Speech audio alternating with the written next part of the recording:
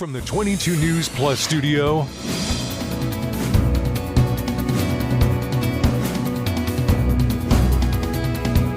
this is 22 News in Focus with Patrick Berry.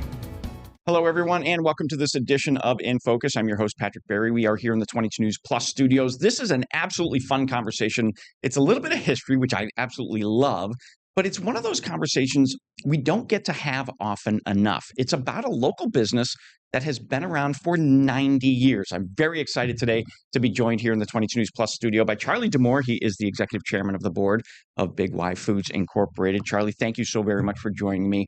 90 years. I say that because not a lot of businesses, locally owned businesses, get to stick around for that long. So we've got a lot to talk about, but I do appreciate you giving me some of your time today to talk about the history of Big Y. Let's talk about the history. How did Big Y start?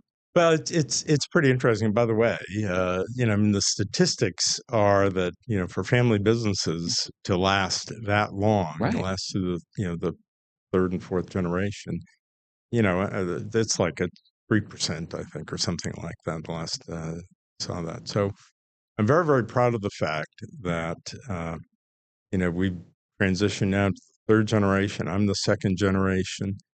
And, we're working on getting the fourth generation going. So it's pretty exciting. And it started 90 years ago. So in the 90 years ago. 1930s. The middle of the Depression. And actually, we tend to think of the Depression as just kind of this block of time, but there were ups and downs. And this actually, 1936, was actually a downtime. The economy would start to recover, but then it would dip back down. My uncle, Paul, was a bread salesman for Wonder Bread, root salesman. Probably had a pretty decent job for people, in those days. Right. He was going around delivering bread to, to various stores on his route. And actually, it was the general manager of the bakery said, Paul, you're a bright young man. Why don't you go into business for yourself? How old was Paul at that point? At that point, he had just turned 30. Okay. He was expecting his first child, first baby. Was born in 37. So he's got a comfortable job. He's got a comfortable, secure job, and he made this leap and bought one of the stores in his route.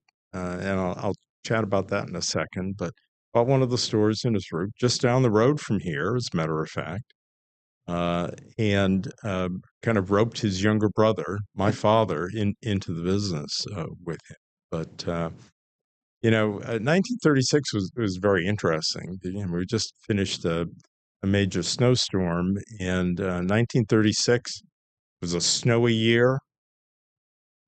What happened? It warmed up quickly. There was a lot of rain. The Connecticut River flooded, and this whole area was inundated. And we're not sure, but we think that might have been the impetus for the store being for sale. Oh, okay. And so it was after that, clearly, that they bought it. My uncle said it was in the fall. We don't really know what the actual date is. Oh, really? We never thought to ask. Right. And they never thought to tell us or write it down anywhere. But the closest we got was that Paul said it was in the fall of 1936. Okay. As I said, he roped my father, the younger brother, into it, and the rest is history. I'm going to pull up a modern day map now. So it's not far from where we're sitting right now. So I can get my mouse, if that works there. So this intersection right here it's where Chicopee Street and Meadow Street split if you're heading south. Exactly. You come onto 391. Exactly. But right in that Y was where the Y Cash Market originally was. Yeah, the address is interesting because it was 726 and a half Chicopee Street. So it was a half store. Okay. And, a few years later, they wanted some bigger space. They moved in the same block a few doors down, and a 2-chair barbershop, moved into that space. So it gives you an idea of how big that original store was. So this is an overview of the studio that we're in. So if the way you're describing it, I can't imagine that original Y Cash Market was much bigger than this room that we're sitting in right now. It wasn't much bigger. And what's interesting, the other interesting thing is, and grocery stores in those days, and we're talking about the 30s, supermarkets, quote unquote, hadn't been invented yet. All the grocery stores are relatively small. There are more markets than grocery stores. There were more markets, and I was curious a little while ago. I took a 1936 city directory from Chicopee, and I just plotted out all of the grocery stores and produce markets and meat markets within a mile radius of that original store, and there were 20 of them. Wow. So well, back then, folks walked to the market. You didn't go to your a big supermarket, your big white market that you see today. You walked to your local market, got your basics, and went home. Yeah. You didn't do bulk shopping like we do today. Exactly. So, and you lived my grandparents, my father, my uncle, and everything else. We were Hoyokites. My grandfather had immigrated from Canada to work in the paper mills. Of course, he was a carpenter, French-Canadian carpenter. Right. And Willimantic was just right over the bridge from Holyoke, where they live. My uncle had a house on John Street, which is right, within the same block. My father and it's where I lived when I was born. Born in Holyoke, I lived on Skeel Street in Chicopee. So the natives that know Willimantic know where all those where all those streets are. And that is funny. We are up on our first commercial break. Stay with us. We've got plenty more to talk about as we celebrate Big Y's 90th anniversary. We're back in a moment. This is 22 News in Focus with Patrick Berry.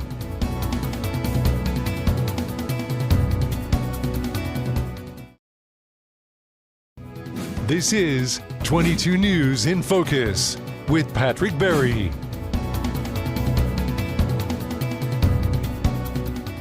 Welcome back, everyone, to this edition of In Focus. I'm your host, Patrick Berry. Sitting across the desk from me today is the executive chairman of the board of Big Y Foods Incorporated, Charlie D'Amour. Charlie, thank you very much for joining me. During the break, I wanted to put together the pictures that you guys sent me in a better order than I originally planned to run them. And because we've already talked a little bit about your forefathers, your uncle and your father, and the way Big Y started. So I'm going to switch over here. So this is, let me make that a little bit nicer view.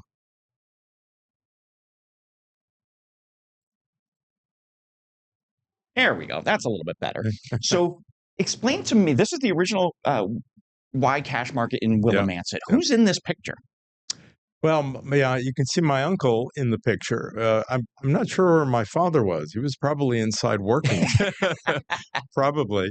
I'll tell you an interesting side anecdote on that. My father always claimed that he had more seniority than my uncle did in the business because my uncle had to work out his 2-week notice at Wonder Bread, and my father was working in the store. I don't know if that's true, but however it was. There's a tall gentleman there, and there may be another picture there. The tall young man, actually, in the back. His name was Roland Morrow. Worked for us for years and years. And he was actually a very, very close friend of my father. They were about the same age. Okay. And but Paul is the one on the far right, the far right, all white, and. Quite frankly, I don't know who the other two, the other boy and the gentleman is. But so that my father is on the left, and that tall young man that you saw.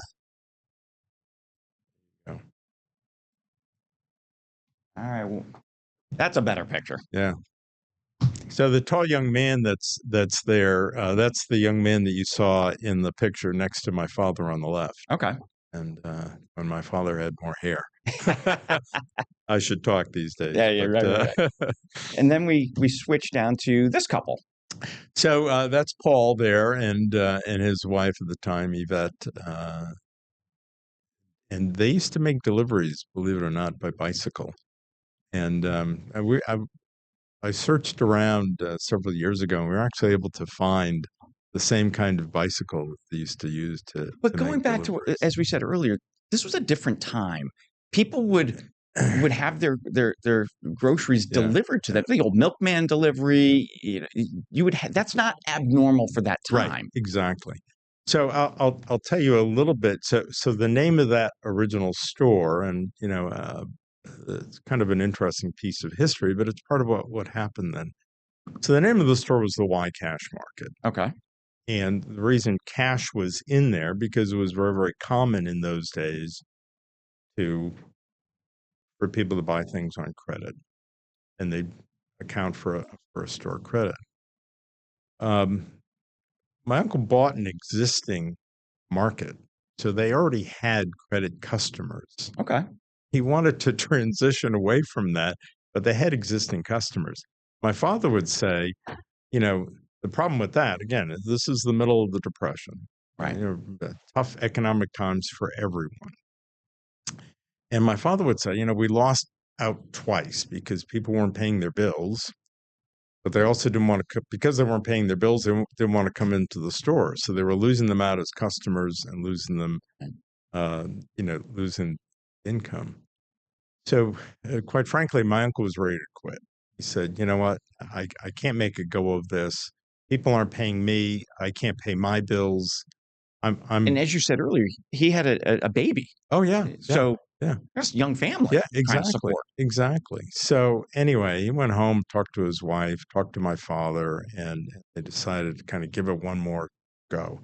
And this would never happen today, I'm convinced. But he went to a local banker, a guy by the name of Mr. Bardwell at South Hadley Falls Trust, the president of the bank, and he said, Paul Sourdough. Paul must have been a hell of a salesman because he sat down with him and said, if you can lend me some money, I'll forgive all the debts that my customers have. I'll pay my bills, and I think I can make a go of this business. And that was a pretty big thing for him to do at the time. Oh, yeah. And guess what? He walked out of the bank with a check. And right then and there, the next, well, kind of the next day or whenever it was, he paid off all the money he owed. He said, we got better pricing because we didn't, we weren't buying things on Game credit changer anymore. for the business. We forgiving the debts of those customers, certainly a big thing, community-minded thing at the time. Those customers started to come back. But the risk of those same customers creating more debt. Yeah. So anyway, they were able to kind of transition then to really being on a cash basis. No more were they giving credit to customers. They were able to make a go of it. That is amazing. And that, like you said, that is a tough time in the mid to late 30s, coming out of the major portion of the Depression, but still ups and downs in the economy. Exactly. And then for a bank president, okay, here you go. Yeah, here you go. And they turned it around. Quite frankly, they didn't go to school to learn the grocery business. Right. I mean, they weren't in the grocery business. All of a sudden, they were learning it kind of as they went, and there were all sorts of ups and downs. I mean, you kind of see where we started and where we are today, and it's far from a straight line. There were lots of ups and downs, but they were resilient. They adapted. They tried new things. They grew. So it's an interesting history. But then 1941, 42, the war broke out, World War II. My father enlisted. Oh, wow. I think, except for the war part, I think he said, well, it's the way to get out of Chicopee and Holyoke, and so he enlisted. And funny thing, after my father passed away, I found some letters that he had written to his family for. So 1944, so 8 years from when the business started, they still only had that one small little. Well, it expanded a little, but still that one small, relatively in that small one store. block. Yeah. And my father wrote home to his family, and I'll bore you with some of the details. Basically, he said you gotta encourage Paul to get the hell out of the grocery business. Support me on this. I've been writing to him and telling him get out. Right. He could do so much better.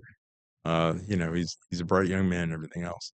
What I think is funny about that and ironic is that in 1946, so 2 years after he'd written that letter, my father got out of the service, And what does he do? He rejoins his brother in this business that he had no faith in. But anyway, in 1947 they opened a second store in Aldenville in an old bowling alley. For people that are local, they know where Lucky Strike restaurant is. It was right near there. Actually, Lucky Strike, a bowling reference, was there. In that kind of in the same building actually, originally. And so now they had two stores. And the really big breakthrough was in 1952. They opened what was then considered a full-size supermarket, only 10,000 square feet, but a full-size supermarket on Memorial Drive in Chicopee, right near where the base was. And that whole area, because of the base, because of GIs returning home, all the families living there, it was just exploding. And so they said, you know what? That's the future. They sold off the other two stores, the original Y Cash Market, the store in Aldenville, to focus on that supermarket. And at the time, it was so busy that the fire chief would come in and say, "Okay, you can't let anybody else in the store until people leave." So occupancy capacity. Yeah, it was a little bit crazy, but anyway. Very good. We are up on our second commercial break. Plenty more to talk about as we celebrate Big Y's 90th anniversary. Stay with us. This is 22 News in Focus with Patrick Berry.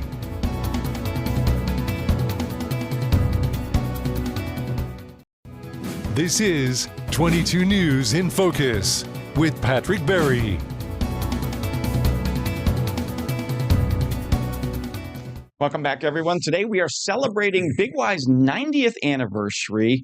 1936, they opened their very first store in the Willimantic section of Chicopee, and today, Charlie, 75? 76. 76 locations. We've got 6 more stores planned in the next couple of years. Wow. So we kind of have a goal to get to 100 by our 100th anniversary. Okay. So we've got some pretty aggressive and all plans. In Massachusetts and Connecticut. All in Massachusetts and Connecticut. Yeah. Very good. And we're open to kind of exploring other areas, but we like them to be contiguous to where we are. That makes sense. All right, let's go back to a little bit of history.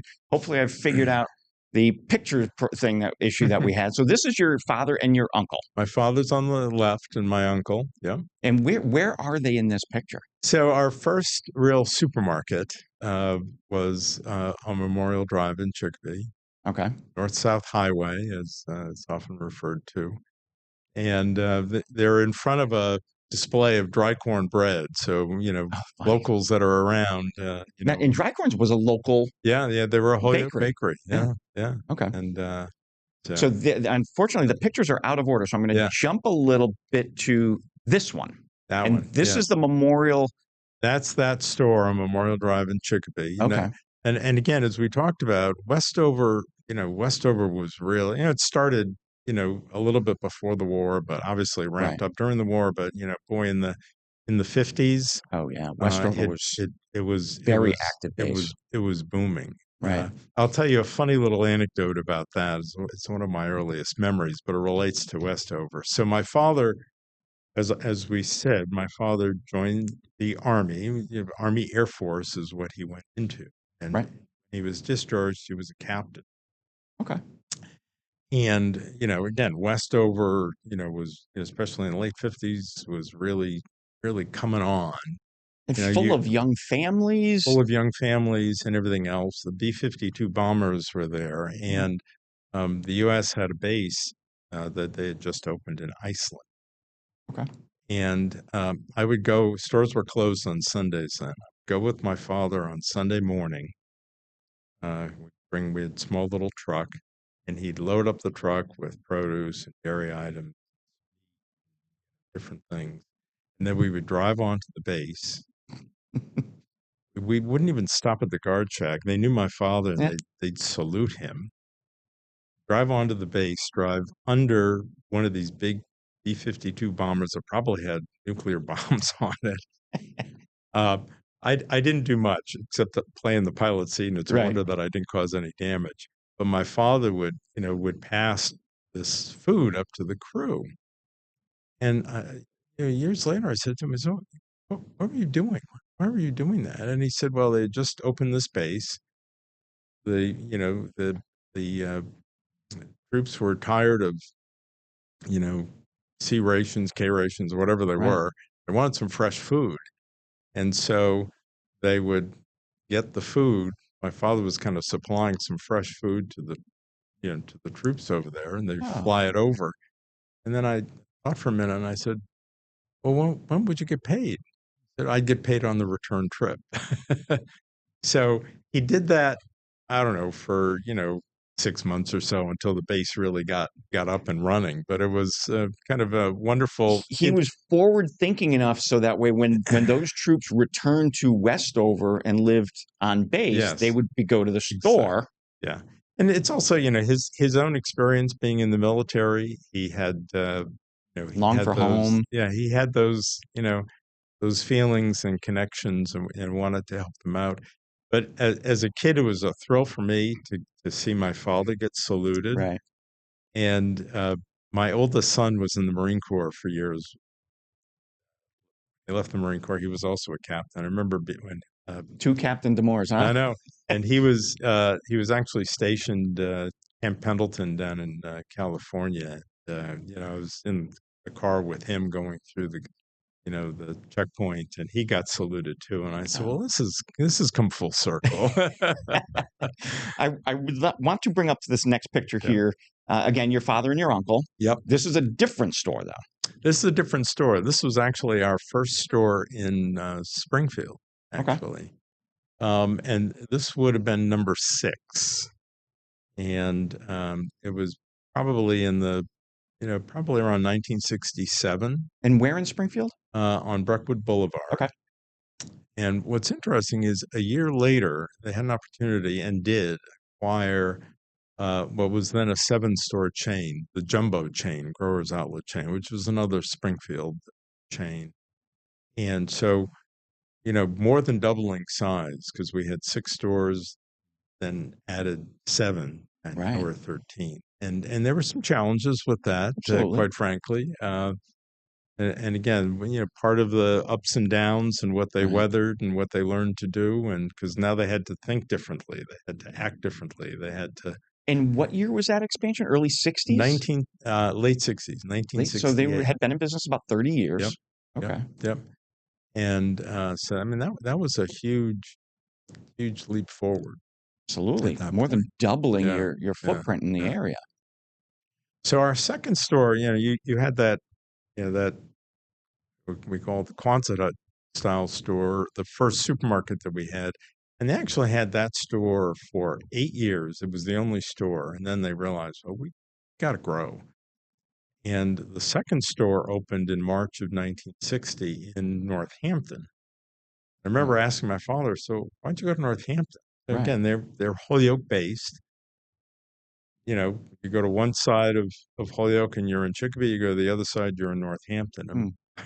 my father said, "Well, we didn't think the competition would be really tough up there," but he goes, "It was," and Interesting. that store was a struggle. And actually, when they also went to the bank, a different bank this time, but they went to the bank to try to borrow some money to be able to build that store. The banker, I think, rightfully said, "Well, you guys, know, you've proven you can run one store. What makes you think you can run two?" Yeah. Um, and so, I think they had to mortgage their houses. They probably had to pledge their kids, do all sorts of different things. But they got the loan and they opened it. And again, it was a struggle. But those lessons learned in those days, taking care of each customer that came in the door. If there was a snowstorm, they'd go in the parking lot. They'd Wow. brush the snow off the cars. So They did all sorts of things to differently. yeah, just to make sure that when customers came in, they took care of it.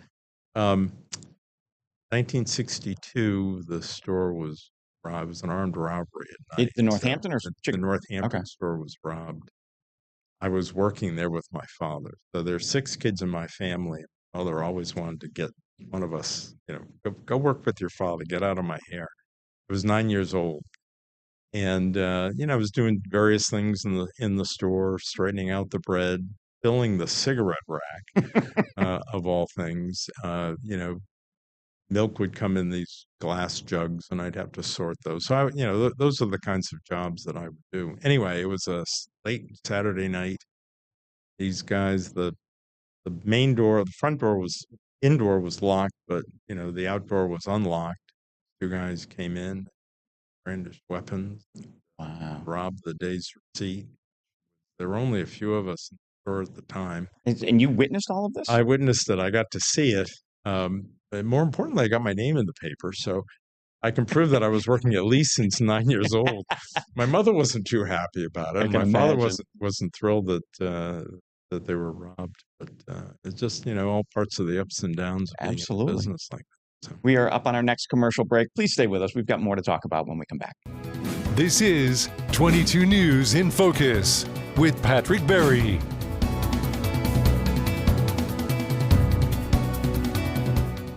This is 22 News in Focus with Patrick Berry.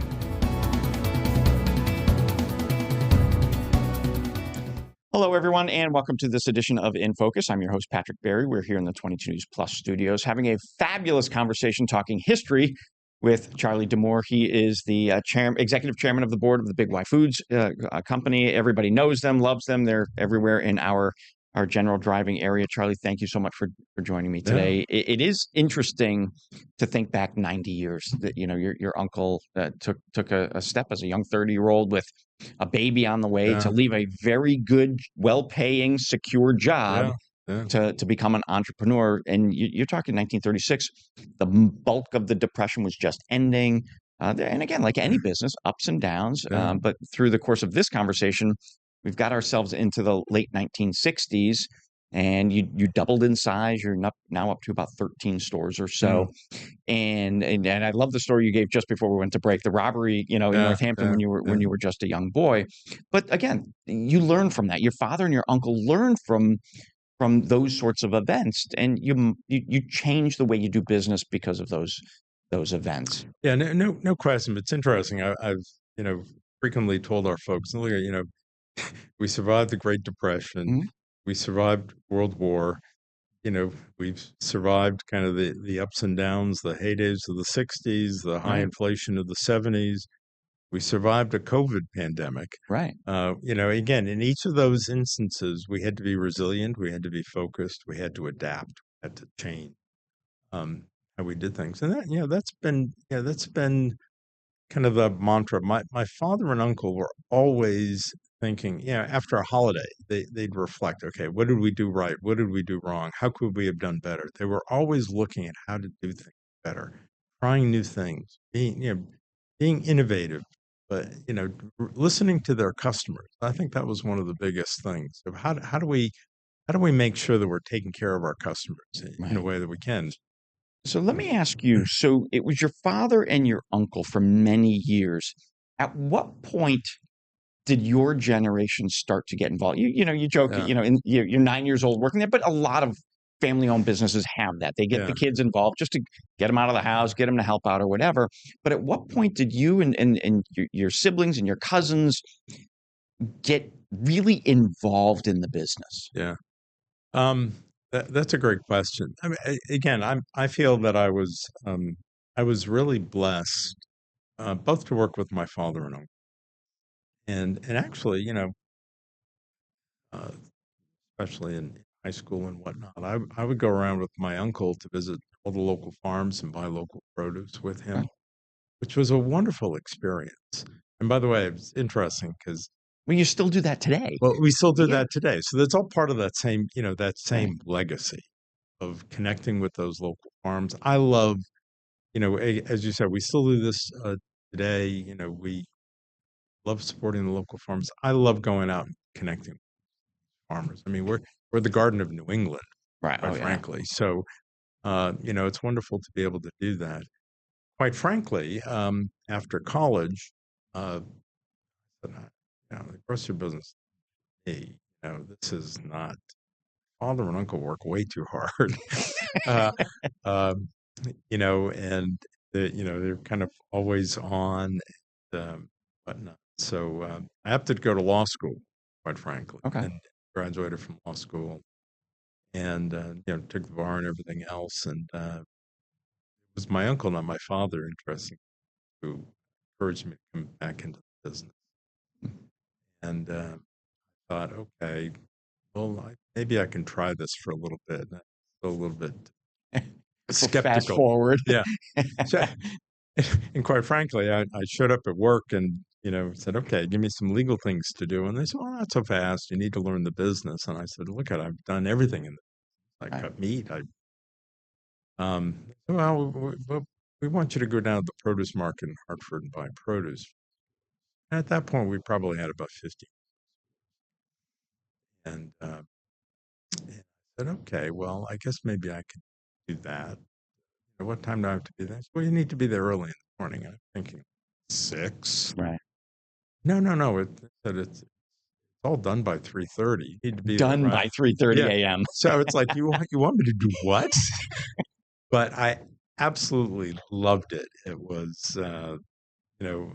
again, after college and law school and my nose in a book, just a wonderful experience. Right. Out there, and I realized it's in my blood. Yeah. And so one thing obviously led to the next.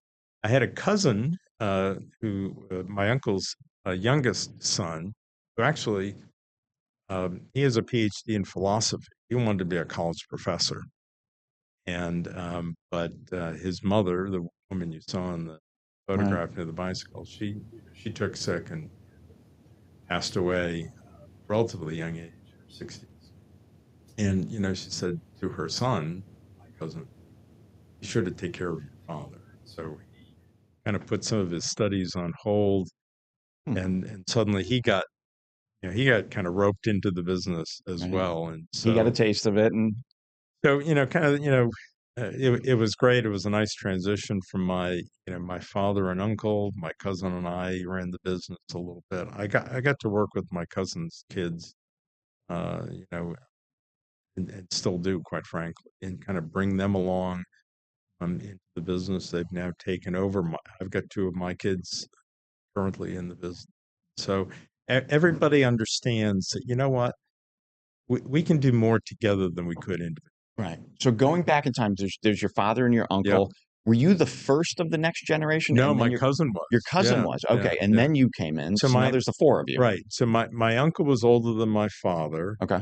So his son is about 10 years older than I am, quite frankly. And so we actually kind of cascade down through the generations, which is nice. So you don't have everybody at the same time, right, kind of bowing out and leaving. And so that's and as I said, now we're working on the 4th generation. 4th generation, they're graduating from college, and we're giving them a taste of what the business is all about. And quite frankly, it's a much different business than it was when I started. Right. So you mentioned earlier you're one of 6. I'm so one you of have 6. 5 siblings. How many of those 5 were involved in the? Well, at one point there were more of us, but my sister Claire, and I think Patrick. She it's funny because when she graduated from UMass, and she wrote to me while I was in law school and says, I'm not sure what I want to do, and I encouraged her to go into the business. And she had a marketing degree, and got involved in advertising for us, and really made some wonderful strides. And so Claire and I were the only ones that kind of, out of the 4 kids, the ones that it stuck and took hold. Everybody else kind of went on and did some other things. But and of your cousins' family, how many of your cousins? Well, generation? there was only the cousin that I worked with. He only had that one older brother, the one who was born in 1937, who became a dentist. And so it was only the 2 of us for a long time. Initially, the 4 of us. Kind of interesting, when we'd go out to lunch, you didn't know if it was, are we just going out to lunch, or is this a board meeting?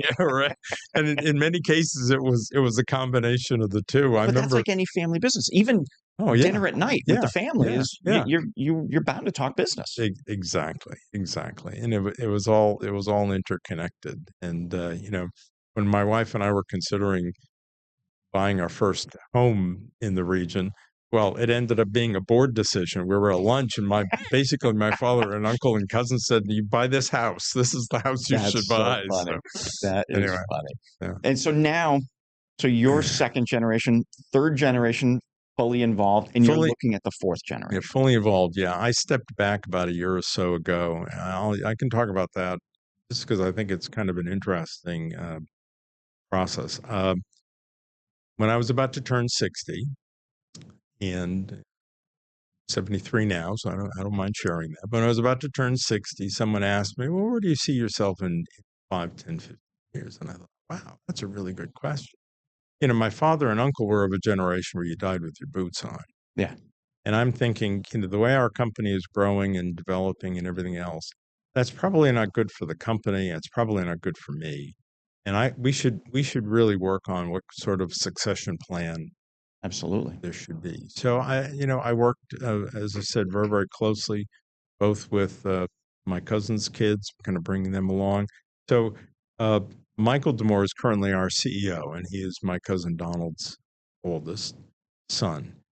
And he's doing a fabulous job. We've got a great working relationship, and it's good. We're all aligned, and we all have kind of this the legacy that we're continuing to perpetuate that was actually started 90 years ago by my father and uncle way back when. So very funny. We are up on our last commercial break. Stay with us. We've got a little bit more to talk about when it comes to the celebration of 90 years of Big Y. We're back in a moment. This is 22 News in Focus with Patrick Berry.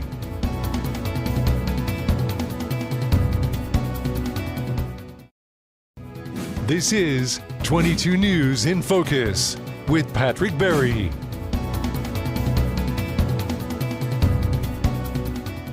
Hello again, everyone. We're here in the 22 News Plus studio. Charlie Demore is sitting across from me today. We're talking about the history of the Big Y supermarket chain from a very small market, not maybe a mile from here, yeah, north of here, where our building is, to nearly 100, and correct me if I'm wrong, nearly 100 different Big Y businesses, because you've got Table and Vine, you've got the Fresh Market, you've got the Express Market. So there's a lot of different things. So it's not just the big supermarket we see. So you hope to have 100 supermarkets. We hope to have 100 supermarkets by our 100th anniversary. Wow. So we've got some pretty aggressive growth plans coming. And that's where the next generation really understands you and your generation, and even your father and your uncles, your concept of really meeting the public's needs where they are. So if you think back to what the Y cash market was, 90 years ago, to what your local Big Y is today, it's meeting the customer's needs how they want it. So the basic premise of the business has never changed. The basic premise of the business has never changed, but it's a very dynamic business. I mean, it's always evolving. It's always, I can point to just a few products. So, that first store, that Quonset hut store, frozen food was somewhat innovative then, but I'll tell you, we had a huge frozen food case of frozen orange juice concentrate. Right. Now, do they even make that anymore? Now you might be able to find a couple of rows of it in the front, but that's how things have changed. I mean, things kind of come in and out of fashion. People's tastes change, and so you're constantly adapting and finding new ways to connect with customers. And then clearly, convenience is a big thing. Yep. People want to be able to come in and buy a rotisserie chicken. Right. People want to be able to come in and buy a pizza. People want to be able to come in and get some hot soup. By the way, the pizza's fantastic. Well, thank you for that. But so the secret is in the dough, by the way. We make all the dough, right? It's like a New York bagel. There's secrets. You don't want to give them away. But I mean, it's a very dynamic business, and that's part of what's exciting about it. And I mean, customers tell us almost immediately what their preferences are and what they're hoping for and they're looking for. So we're always changing, we're always adapting, but those basic things, it's really about connecting with customers. Right. We're very proud of the fact that we've been recognized with Newsweek as being one of the top companies in Massachusetts and Connecticut top employers there. Right. We took a lot of pride in being known as one of the most trustworthy companies in America. So we take a lot of great pride with that. We're a great place for diversity. We're a great place for women to work. And I will say, my daughters never worked for Big Y, but I can't tell you how many family friends, their kids work for Big Y, and you go in there now. It's a wonderful opportunity, and I've said this since I was a kid. Every teenager needs to work either retail or as a waiter waitress. There's no question about it, because you learn how to connect with the with the public in that way. Actually, these days, by the way, it's interesting. We're all kind of connected to our phones, wedded to our phones. I mean, actually, one of the things we have to teach young kids when they come to work for us is some social skills. Oh, they don't know how to talk to people, right? And but I get thank you letters all the time from parents saying, thank you for my kid has grown so much, having that first job. And so I mean, it's a responsibility that we take very seriously, because it is the first job for a lot of people. Absolutely. And even a lot of people that work for us. I just celebrated recently someone's 50th anniversary with us, and they started as a kid. And it starts off as a job and turns into a career, right? And it's wonderful to kind of see those things. But we're being much more intentional about not only for family members, but we've connected with UMass and some of the other colleges and universities in the area to have a planned internship program. So the needs are such that we had it's a growing industry, and I have to imagine a lot of college students want to come in and get boots on the ground, to understand the industry. One of the students that we had working for us was telling his friends were asking, "Oh, what are you going to do for the summer?" He said, "Oh, I'm going to work at Big Y." You're going to work in a supermarket? Oh, wait a minute! You should see what goes on. But I get a behind the scenes look, and I'm doing this and I'm doing that. So he was very excited about it. And we all go into a supermarket, but we don't realize, when I was buying produce, on a phone call, I have a truckload of grapes coming in from California, just on my word. And it's got to get here in a certain amount of time. And it's, when you're dealing with product that is fresh, that needs to, you take some chances on some things. And, hopefully you took the right chance. Exactly. But I mean, that's the nature of this business. There's an awful lot that goes on behind the scenes. Speaking of the nature of the business, this is a map of Big Y's footprint. And again, it's not just the supermarket. You have distribution facilities. You've got the express markets, the one table and vine. But you have an enormous footprint. It looks like all the way down towards New Bedford, down towards Stamford, Connecticut. All the way up to North Adams, and you've got quite the footprint. A lot of folks, locally think that we're just kind of clustered around Spring. Obviously, this is our home, and this is where we have the most amount of stores. But we've had very deliberate, very measured growth. We've taken advantage of opportunities when they've presented themselves, any business, you have to take certain risks, but hopefully they're calculated risks. And again, we're blessed that we're able to continue to grow, and it's because we've got a family who's committed to the business, committed to the communities that we serve, by the way. And we've got just such wonderful employees. We talked a little bit about COVID. Time and time again, comes home to me how important a grocery store is. That goes back to 1936. My father. And during COVID in particular, when you couldn't go anyplace else, you could go to the grocery. We're all social beings, and I'm so proud. Even though you had one direction down an aisle, one direction coming back. You got to do what you have to do. Some of those things, I still don't understand the toilet paper. It's the nonsense. Even with masks on, people could connect. They recognize the person who was working in the aisle or behind the meat counter or behind the We deli all know counter or the cashier. the people who work at our local Big Y. And again, it just that sense of connection, I think, was just so important. That it really brought home to me, the power that a grocery store has, and I'm so proud of in those early days, our folks had some significant personal risk. Absolutely. They showed up at work every day.